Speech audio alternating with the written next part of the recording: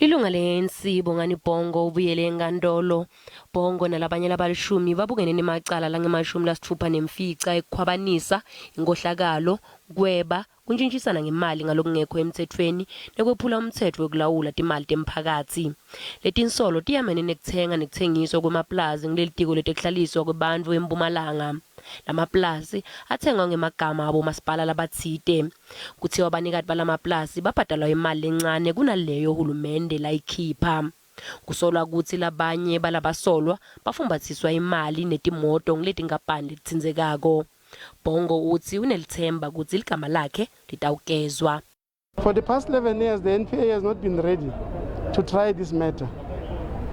My only conclusion will be that this is done for political reason, to drag my name into the mud of corruption, and I want to reiterate that I'm not corrupt. Uthi ukholwa kuthi loku kucukutelwe ngilomsebenzi wakhe waphambilini.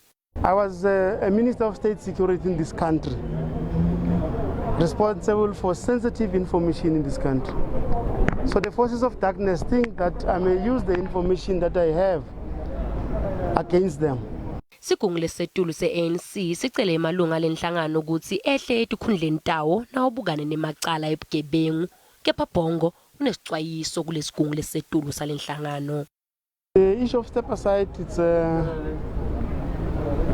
it's been discussed by the National Executive Committee of the ANC, and to this extent there are guidelines that are being discussed. I'm told they are going to provinces for further discussions, and they will be adopted, and would engage with them. But we are warning against the guidelines, against the backdrop of what happened in Cape Town. Labasolwa bakhululwe ngebheyili etinkulungwane letilishumi ngamunye. Lelicala hlehliselwe mhla titine kuNkhwekhweti.